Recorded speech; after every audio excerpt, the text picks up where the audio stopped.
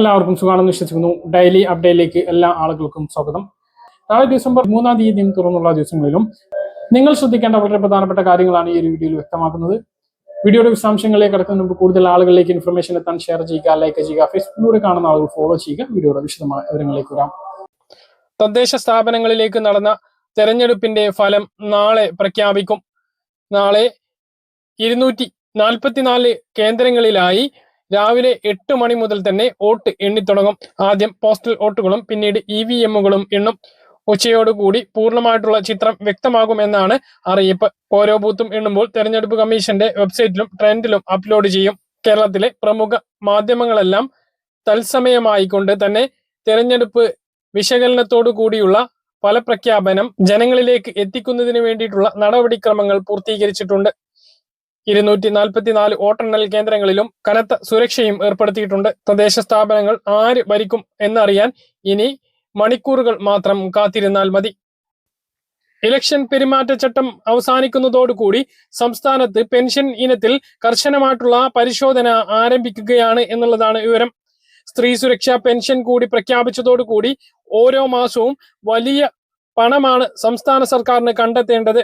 നേരത്തെ 800 കോടി രൂപ ഒരു മാസത്തെ ക്ഷേമ പെൻഷന് വേണ്ടിയിരുന്നത് 1045 കോടി രൂപയാണ് ഒറ്റ മാസത്തെ ക്ഷേമ പെൻഷൻ, അതായത് ഡിസംബർ മാസത്തെ വിതരണം ചെയ്യുന്നതിന് വേണ്ടി സംസ്ഥാന സർക്കാർ അനുവദിച്ചിട്ടുള്ളത്. ഇത് വലിയ ഒരു തുകയാണ്. ഇത് കൂടാതെയാണ് 30 ലക്ഷത്തോളം സ്ത്രീകൾക്ക് 1000 രൂപ പെൻഷൻ പ്രഖ്യാപിക്കുകയും ചെയ്തിട്ടുള്ളത്. അതുകൂടി ആരംഭിച്ചു കഴിഞ്ഞാൽ വലിയൊരു തുക തന്നെ സംസ്ഥാന സർക്കാരിന് കണ്ടെത്തണം. ഇതിന് മുന്നോടിയായി അനർഹരായിട്ടുള്ള പെൻഷൻ ഗുണഭോക്താക്കളെ ഒഴിവാക്കുന്നതിന് വേണ്ടിയിട്ടുള്ള പരിശോധനകളാണ് ആരംഭിക്കുന്നത്. ഇതുമായി ബന്ധപ്പെട്ട ഏറ്റവും ലഭ്യമായിട്ടുള്ള പുതിയ റിപ്പോർട്ടാണ് പറയുന്നത്. പഞ്ചായത്ത് ഇലക്ഷൻ ഭരണമാറ്റ നടപടികൾ പൂർത്തീകരിച്ചു കഴിഞ്ഞാൽ ആദ്യം നടക്കുന്ന ഒരു പ്രക്രിയയായിരിക്കും അർഹതയില്ലാത്ത പെൻഷൻകാരെ ഒഴിവാക്കുന്ന നടപടി. കേരളത്തിലെ തദ്ദേശ സ്വയംഭരണ സ്ഥാപനങ്ങൾ, അതായത് പഞ്ചായത്ത്, മുനിസിപ്പാലിറ്റി, കോർപ്പറേഷൻ വഴി നൽകുന്ന സാമൂഹ്യ സുരക്ഷാ പെൻഷനുകളുടെ അർഹതാ പരിശോധന ഇപ്പോൾ വളരെ കർശനമാക്കാനാണ് തീരുമാനിച്ചിട്ടുള്ളത്. അനർഹരെ ഒഴിവാക്കി അർഹർക്ക് മാത്രം പെൻഷൻ നൽകുക എന്നതാണ് ഇതിലൂടെ ലക്ഷ്യമിടുന്നത്. ഇതുമായി ബന്ധപ്പെട്ട പരിശോധനാ രീതികൾ ഇങ്ങനെയാണ്. ഒന്നാമത്തെ പരിശോധനാ രീതി മസ്റ്ററിംഗ് ആണ്. അതിനിപ്പോൾ ഉണ്ടാകില്ല. അത് നിയമസഭാ ഇലക്ഷനും കഴിഞ്ഞതിന് ശേഷം മാത്രമേ ഉണ്ടാകൂ. വരുമാന സർട്ടിഫിക്കറ്റ് ആണ് അടുത്തത്. വരുമാന സർട്ടിഫിക്കറ്റ് പരിശോധന കുടുംബ വാർഷിക വരുമാനം നിശ്ചിത പരിധി, അതായത് 1 ലക്ഷം രൂപക്ക് താഴെയാണ് എന്ന് തെളിയിക്കുന്ന വില്ലേജ് ഓഫീസർ നൽകുന്ന സർട്ടിഫിക്കറ്റ് ഹാജരാക്കേണ്ടി വരും. അത് ചോദിച്ചു കഴിഞ്ഞാൽ ഉടനെ തന്നെ ഇത്ര നിശ്ചിത സമയത്തിനുള്ളിൽ ആ ഒരു സർട്ടിഫിക്കറ്റ് ഹാജരാക്കിയില്ല എങ്കിൽ അവരുടെ പെൻഷൻ മുടങ്ങുന്ന സാഹചര്യം ഉണ്ടാകും. സംശയമുള്ളവരുടെ വീടുകളിൽ ഉദ്യോഗസ്ഥർ നേരിട്ടെത്തി പരിശോധന നടത്തുകയും ചെയ്യും. മറ്റ് സർക്കാർ വകുപ്പുകളോട് ചേർന്ന് ഡാറ്റാബേസ് പരിശോധനയും ഉണ്ടാകും. മോട്ടോർ വാഹന വകുപ്പ്, വൈദ്യുതി ബോർഡ്, GST വകുപ്പ് എന്നിവരുടെ വിവരങ്ങളുമായി പെൻഷൻകാരുടെ ആധാർ വിവരങ്ങൾ ഒത്തുനോക്കും. ഇതിലൂടെ വാഹനം, വലിയ വീട്, വൈദ്യുതി ഉപയോഗം എന്നിവ കണ്ടെത്താനാകും. പെൻഷൻ അനർഹതാ മാനദണ്ഡങ്ങൾ. ഇനി പറയുന്ന സാഹചര്യങ്ങളിൽ ഒരാളെ പെൻഷൻ അനർഹരായി കണക്കാക്കുകയും പെൻഷൻ റദ്ദാക്കുകയും ചെയ്യും. ഇതിൽ ഏറ്റവും പ്രധാനപ്പെട്ടത് കുടുംബ വാർഷിക വരുമാനം 1 ലക്ഷം രൂപയിൽ കൂടുതലാണ് എങ്കിൽ അയോഗ്യനാക്കും. വീടിന്റെ വിസ്തീർണം 2000 സ്ക്വയർ ഫീറ്റിന് മുകളിലാണ് എങ്കിലും പെൻഷന് അയോഗ്യതയാകും. സ്വന്തമായി 1500 cc മുകളിലുള്ള കാറോ മറ്റ് 4 ചക്ര വാഹനങ്ങളോ ഉണ്ട് എങ്കിൽ ടാക്സി ഒഴികെയുള്ളവയാണ്.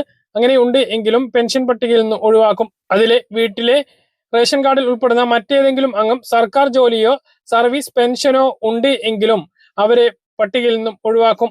അതുപോലെ ആദായ നികുതി അടക്കുന്നവർ റേഷൻ കാർഡിൽ ഉണ്ടെങ്കിലും ആ റേഷൻ കാർഡിൽ ഉൾപ്പെട്ടിട്ടുള്ള സാമൂഹ്യ സുരക്ഷാ പെൻഷൻ ഗുണഭോക്താക്കളെ പെൻഷൻ പട്ടികയിൽ നിന്നും ഒഴിവാക്കും.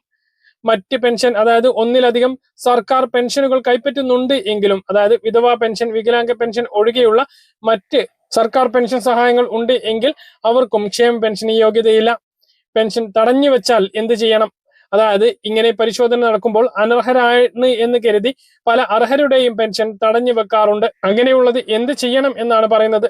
ഇപ്പോൾ ഈ പരിശോധന നടക്കാതെ തന്നെ പല ആളുകളുടെയും പെൻഷൻ തടഞ്ഞു വെക്കാറുണ്ട്, അല്ലെങ്കിൽ മുടങ്ങിപ്പോവാറുണ്ട്.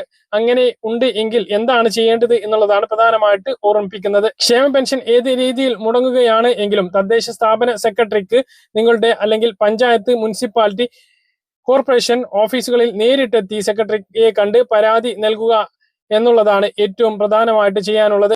എന്തുകൊണ്ടാണ് പെൻഷൻ തടഞ്ഞത് എന്ന് അവിടെ നിന്ന് കൃത്യമായിട്ട് അറിയാൻ സാധിക്കുന്നതാണ്. ഇനി തെറ്റായ വിവരത്തിന്റെ അടിസ്ഥാനത്തിൽ അല്ലെങ്കിൽ പഴയ വിവരത്തിന്റെ അടിസ്ഥാനത്തിൽ പെൻഷൻ മുടങ്ങുകയാണ് എങ്കിൽ, അതായത് വരുമാനം തെറ്റായി രേഖപ്പെടുത്തിയത് മൂലമോ അല്ലെങ്കിൽ വിറ്റ വാഹനം സ്വന്തം പേരിൽ കിടക്കുന്നത് മൂലമോ ആണ് പെൻഷൻ മുടങ്ങിയത് എങ്കിൽ അതിന് അപ്പീൽ നൽകാൻ സാധിക്കുന്നതാണ്. അതിന് തെളിയിക്കുന്ന രേഖ അപ്പീലിനൊപ്പം ഹാജരാക്കണം എന്നുള്ളതാണ്.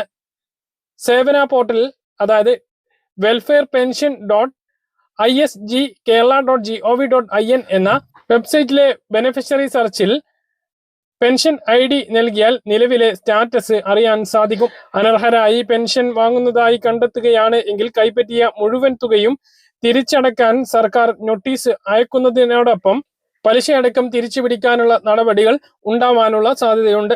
അപ്പോൾ മസ്റ്ററിംഗ് സമയത്ത് ചെയ്യാൻ കഴിയാത്തവർക്ക് എല്ലാ മാസവും 1-ാം തീയതി മുതൽ 20-ാം തീയതി വരെ അക്ഷയ കേന്ദ്രങ്ങളിലെത്തി മസ്റ്ററിംഗ് ചെയ്യാവുന്നതാണ്. മസ്റ്ററിംഗ് ചെയ്യാത്തതുകൊണ്ട് ലക്ഷക്കണക്കിന് ആളുകളുടെ പെൻഷൻ ഇതിനകം മുടങ്ങിയിട്ടുണ്ട്. അപ്പോൾ വളരെ പ്രധാനപ്പെട്ട കാര്യങ്ങളാണ് പറഞ്ഞത്. പെൻഷൻ ഗുണഭോക്താക്കളെല്ലാം ഈ കാര്യങ്ങൾ മനസ്സിലാക്കി വെക്കുക. വീടുകൾ കയറിയിട്ട് പരിശോധന നടത്തിയിട്ടില്ല എങ്കിൽ മറ്റ് ഡാറ്റാബേസുകൾ പരിശോധിച്ച് നമ്മുടെ വീടിന്റെ വലിപ്പം, അതുപോലെ തന്നെ നമ്മുടെ വീട്ടിലെ ആരുടെയെങ്കിലും പേരിൽ വാഹനം ഉണ്ടോ, അതുപോലെ നമുക്ക് വരുന്ന വൈദ്യുതി ബില്ല്, ഇവയെല്ലാം അറിയാൻ സാധിക്കും. ഇതിലൂടെ അർഹതാ മാനദണ്ഡം പരിശോധിക്കാനും സാധിക്കുന്നതാണ്. ഡിസംബർ മാസത്തെ വർദ്ധിപ്പിച്ച 2000 രൂപ ക്ഷേമ പെൻഷൻ ഈ മാസം 15 മുതൽ വിതരണം ചെയ്യും. ബാങ്ക് അക്കൗണ്ടുകളിലേക്കാണ് 15 മുതൽ വിതരണം ചെയ്യുക. 18-19 തീയതികളിലായി കയ്യിലും പെൻഷൻ വിതരണം ആരംഭിക്കുന്നതാണ്. സംസ്ഥാനത്ത് ചരിത്രത്തിലാദ്യമായി സ്വർണ്ണവില 98,000 കടന്നു. സംസ്ഥാനത്ത് ഇന്ന് സ്വർണ്ണവില 3 തവണയാണ് കൂടിയത്. പവന് റെക്കോർഡ് വിലയാണ് ഇന്ന് രേഖപ്പെടുത്തിയിട്ടുള്ളത്. ഒരു പവൻ സ്വർണത്തിന്റെ വില 98,000 രൂപയായി.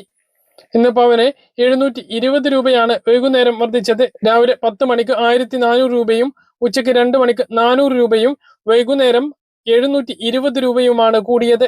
ഇതോടെ ഗ്രാമിന് 12,300 രൂപയായി. ഇതിനു മുമ്പ് റെക്കോർഡ് 2025 ഒക്ടോബർ 17-നായിരുന്നു. അന്ന് 97,360 രൂപയെത്തി. ഇത് ഇന്നാണ് മറികടന്നത്. 98,400 രൂപയാണ് നിലവിലെ സ്വർണ്ണവില. തൊട്ടടുത്ത ദിവസങ്ങളിൽ 1 ലക്ഷത്തിന് മുകളിൽ സ്വർണ്ണവില എത്തും എന്നാണ് വിദഗ്ധരുടെ അഭിപ്രായം. പറഞ്ഞ കാര്യങ്ങൾ കൃത്യമായിട്ട് മനസ്സിലാണെന്ന് കരുതുന്നു. ഇതുപോലുള്ള ഇൻഫർമേഷനുകൾക്ക് ഫോളോ ചെയ്യുക, സബ്സ്ക്രൈബ് ചെയ്യുക. മറ്റൊരു വീഡിയോ വീണ്ടും കാണാം. ദൂരെ.